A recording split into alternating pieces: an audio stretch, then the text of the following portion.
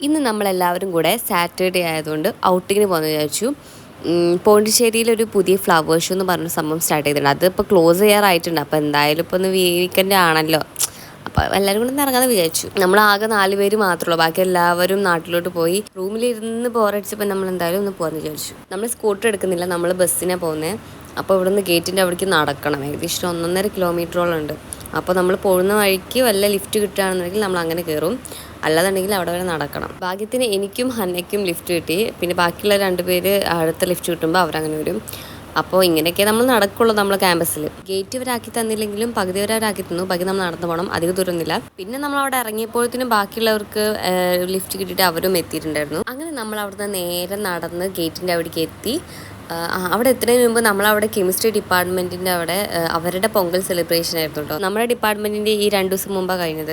അങ്ങനെ നമ്മൾ ബസ്സിന് വേണ്ടി വെയിറ്റ് ചെയ്യാൻ തുടങ്ങി. ലൈക്ക് ഇതാട്ടോ നമ്മുടെ റിപ്പബ്ലിക് ഡേനെ അവർ വെച്ച ഇന്ത്യൻ ഫ്ലാഗ് എന്ന ഡ്രസ്സിൽ ഇത് നല്ല ഹൈറ്റിൽ വെച്ചുകൊണ്ടിൽ നല്ല രീതിക്ക് ഇത് വൃത്തിക്കിങ്ങനെ പറന്ന് നല്ല നല്ല രസത്ത് കണ്ടിരിക്കാൻ വേണ്ടിയിട്ട്.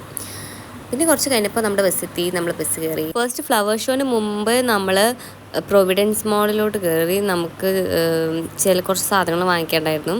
അങ്ങനെ നമ്മളത് ഇത് ക്വഞ്ചിൻ്റെ നമ്മുടെ സ്നെയിൽ മ്യൂസിൻസ് കേട്ടോ. ഞാൻ ഇത് യൂസ് ചെയ്തിട്ടുണ്ടായിരുന്നു. ആ ടൈമിൽ എനിക്ക് നല്ല റിസൾട്ടായിരുന്നു യൂസ് ചെയ്തിരുന്ന ടൈമിൽ. പിന്നെ അത് നിർത്തിയപ്പോൾ അത് അങ്ങനെ തന്നെ നിൽക്കുകയും ചെയ്തു. അപ്പോൾ നിങ്ങൾ വെറുതെ ട്രൈ നോക്കി. പിന്നെ ആസ് യൂഷ്വൽ നമ്മളെല്ലാവരും മോളിൽ കയറുമ്പോണ്ടാവും ചെയ്യുന്ന പരിപാടി. ലൈക്ക് ഇങ്ങനെ വെറുതെ വായി നോക്കി നടക്കും, ഇങ്ങനെ തിന്നാനുള്ള സാധനങ്ങൾ നോക്കി നടക്കും ഇങ്ങനെ. പിന്നെ രാവിലെ ഞാനൊന്നും കഴിച്ചിട്ടുണ്ടായിരുന്നില്ല രാവിലെ, അതുകൊണ്ട് നല്ല വിശപ്പുണ്ടായിരുന്നു. അപ്പോൾ നമ്മളോട് ചൈനീസ് റെസ്റ്റോറൻറ്റ് കയറിയിട്ട് ഞാൻ ഓർഡർ ചെയ്തൊരു മക്ക നൂഡിൽസോ അങ്ങനെ എന്തോ പറഞ്ഞിട്ടൊരു സാധനം. വലിയ മേനയൊന്നും ഉണ്ടായിരുന്നില്ല. പിന്നെ വിശപ്പുള്ളതുകൊണ്ട് കഴിച്ചു അത്രേ ഉള്ളൂ. എനിക്കാണെങ്കിൽ മുടിൻ്റെ വിശപ്പായിരുന്നു, പ്രഷർ കുറയാൻ തുടങ്ങിയിട്ടുണ്ടായിരുന്നു. അപ്പം ഞാനൊരു ബൗൾ മൊത്തം ഞാൻ വാങ്ങിച്ചു. ബാക്കിയുള്ളവരൊക്കെ ഷെയർ ഇട്ടിട്ട് ഒരെണ്ണം വാങ്ങിക്കുകയാണ് ചെയ്തത്, കാരണം അവർക്ക് അങ്ങനെ വിശപ്പുണ്ടായിരുന്നില്ല. പക്ഷെ അവർ വാങ്ങിച്ചാട്ടോ നല്ല ടേസ്റ്റ് ഉണ്ടായിരുന്നത്. എന്നെക്കാട്ടി ഇഷ്ടമായത് അവരുടെയാണ്. എൻ്റെതൊരു സൂപ്പ് രീതിയിലും അവരുടെ ഒരു ഗാർലിക് ഓയിൽ ഒഴിച്ച പോലെയായിരുന്നു. എനിക്ക് ആ ഒരു ഓയിലിൻ്റെ ഒരു ടേസ്റ്റ് ഫ്ലേവർ ഉള്ളതുകൊണ്ട് നല്ല ഇഷ്ടമായിരുന്നു. പക്ഷേ കുറച്ച് ഓയിലി പോലെ ആയിരുന്നു, പക്ഷേ സ്റ്റിൽ ടേസ്റ്റ് അതായിരുന്നു കൂടുതൽ. അങ്ങനെ അവിടെ നിന്ന് നമ്മളൊരു ഓഫറിന് ഒരു മ്യൂസിൽ കിട്ടിയപ്പോൾ അതും വാങ്ങിച്ച് നമ്മൾ നേരെ ഒരു ഫേമസ് പാനിപൂരീൻ്റെ ഒരു കട ഉണ്ട്. ലൈക്ക് ഈ ഒരു മോളിൻ്റെ തൊട്ടടുത്ത് തന്നെ ആയിട്ടാണ് അതിൻ്റെ ലൊക്കേഷൻ വരുന്നത്. നല്ല വൃത്തിയിലാട്ടോ അവരുണ്ടാക്കുന്നത്. കയ്യിൽ ഗ്ലൗസ് ഒക്കെ ഇട്ടിട്ട്. പൊതുവേ നമ്മൾ കമ്പാരിറ്റീവ്ലി ഇതിൻ്റെ മേക്കിങ് വെച്ച് നോക്കുമ്പോൾ ബാക്കിയുള്ള കടകളൊക്കെ വെച്ച് നോക്കുമ്പോൾ കുറച്ചും കൂടെ വൃത്തി തോന്നി എനിക്ക്.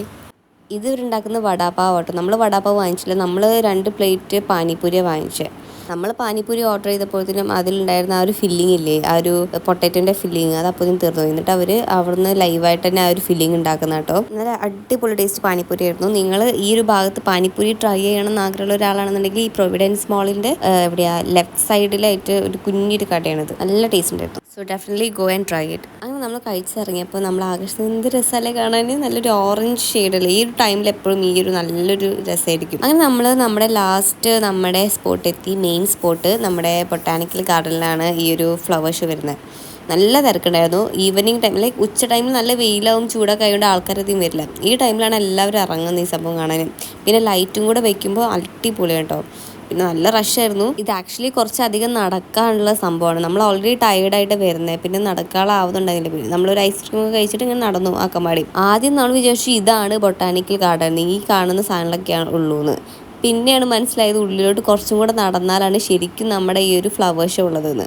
ഇത് ആക്ച്വലി ഈ ഒരു ഫ്ലവേഴ്സ് വിൽക്കാൻ വെച്ചിരിക്കുകയാണ്, ഇതല്ല ശരിക്കും ഫ്ലവർ ഷോ. പിന്നെ ഞാൻ അവിടെ നല്ലൊരു ഫ്രഷ് സ്ട്രോബെറി നല്ല വിലക്കുറവിന് കണ്ടപ്പോൾ ഞാനത് വാങ്ങിച്ചു.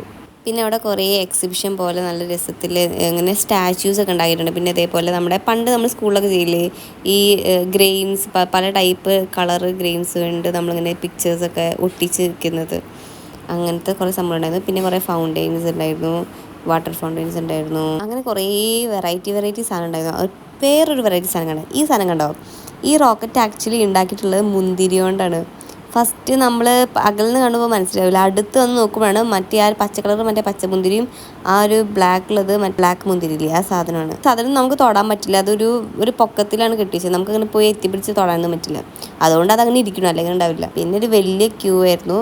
ഇവിടെ എൻട്രി ടിക്കറ്റ് ഒന്നും ഇല്ലാത്തതുകൊണ്ട് എല്ലാവരും ഉള്ളതുകൊണ്ട് നല്ല ക്യൂ ആയിരുന്നു. ക്യൂ കഴിഞ്ഞിട്ട് നമ്മൾ അതിൻ്റെ ഉള്ളിലോട്ട് ഇങ്ങനെ കയറുമ്പോൾ നല്ല രസത്തിൽ ഡെക്കറേറ്റ്, ലൈക്ക് ഓരോ ഷേപ്പിലും ഓരോ സ്റ്റാച്യു പോലെയാണ് ഈ ഒരു ഫ്ലവേഴ്സ് സെറ്റ് ചെയ്ത് വെച്ചിട്ടുള്ളത്. നല്ല രസം, നമ്മൾ കണ്ടുകൊണ്ടിരിക്കും. നമുക്ക് എന്താ പറയുക, ഇതിന് എത്രത്തോളം എഫേർട്ട് എടുത്തിട്ടുണ്ടാവും ഞാൻ ചിന്തിച്ചത്. അതുമാതിരിയാണ് അവർ ഉണ്ടാക്കി വെച്ചിരിക്കുന്നത്. പിന്നെ അതിൻ്റെ ലെഫ്റ്റ് സൈഡിലായിട്ട് ഇതേപോലെ ഇങ്ങനെ ഫ്ലവേഴ്സ് ചെടിച്ചട്ടി പോലെ ഇങ്ങനെ കൊണ്ടുവച്ചിട്ടുണ്ടാകും. എന്നിട്ട് അതിൻ്റെ ഒരു നെയിംസ് ഒക്കെ അവിടെ ഇങ്ങനെ പറഞ്ഞിട്ടുണ്ടാവും.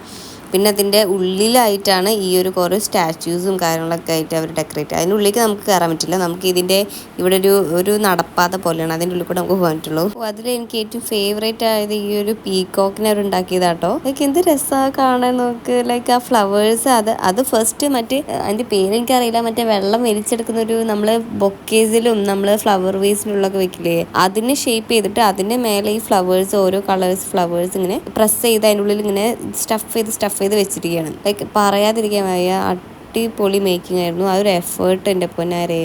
അങ്ങനെ നമ്മൾ അതിൻ്റെ ഉള്ളിൽ കൂടെ നടന്ന് അങ്ങനെ എൻഡിലെത്തുമ്പോൾ കുറേ കാക്ടസും അങ്ങനത്തെ ഐറ്റം ചെടികളില്ലേ, അങ്ങനത്തെ കുറേ സാധനം ഉണ്ടായിരുന്നു. അങ്ങനെ നമ്മൾ അവിടുന്ന് കുറേ തിരിച്ച് നടന്നു, അതിൻ്റെ ഉള്ളിലോട്ട് കുറേ നടന്നിട്ടാണ് ഇവിടെ എത്തിയത്. ഇനി അങ്ങോട്ട് തിരിച്ച് നടക്കണം. അങ്ങനെ അവിടെ കുറേ വെജിറ്റബിൾസ് കൊണ്ട് ഇങ്ങനെ കുറേ പ്രതിമ കണ്ടു. ലൈക്ക് ഗണപതിനെ ഉണ്ടാക്കി വെച്ചേക്കുന്നു, കുറേ കാർവ് ചെയ്ത് നല്ല ഭംഗിയുണ്ടായിരുന്നു കേട്ടോ കാണാൻ. ഈ ഹാർവെസ്റ്റ് ചെയ്തതിന് ശേഷം അവരുടെ വിളവാണെന്ന് തോന്നുന്നു അങ്ങനെ വെച്ചിട്ടുള്ളത്, എനിക്കറിയില്ല. അങ്ങനെ നമ്മൾ തിരിച്ച് നടന്നു. ഡോണ്ട് വേസ്റ്റ് വാട്ടർ പറഞ്ഞിട്ട് ഫുൾ വാട്ടറും വേസ്റ്റ് ആക്കണം. പിന്നെ നമ്മൾ വേഗം പുറത്തോട്ട് നടക്കും, കാരണം കുറച്ച് കഴിഞ്ഞാൽ ബസ് ഉണ്ടാവില്ല യൂണിവേഴ്സിറ്റിക്ക്. അപ്പോൾ നമ്മൾ പെട്ടെന്ന് പോയി, ഭാഗ്യത്തിന് ബസ് കിട്ടി. ഇനി ഞാൻ പോട്ടെ, ബൈ.